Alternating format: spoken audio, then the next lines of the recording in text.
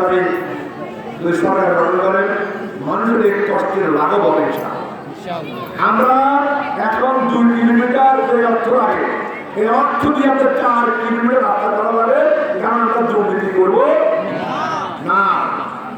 এই স্কুলটা এখন মনে করেন কবছর হয়েছে, 3-4 বছর হয়েছে।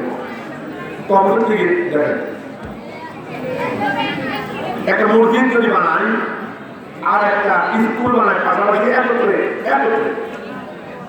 3 বছর হলে দেখেন মসজিদ ঠিক মতো আছে, স্কুল ধরে দিতে হবে, বড় ধরে দিতে হবে। কেন এগুলি কন্ট্রাক্টে হয়, এগুলি রাস্তার পথে নেতাদের খাতা পাশের ইঞ্জিনিয়ারদের পাশের সব করার পরে অর্ধেক টাকা কাজ হওয়ার, যার কারণে এগুলি টিকসই হয় না।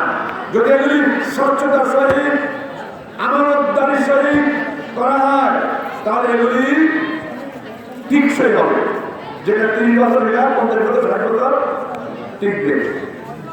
এই জন্য বলতে চাই, একবার জামাত ইসলামীকে আপনার পরীক্ষা করে দেখুন।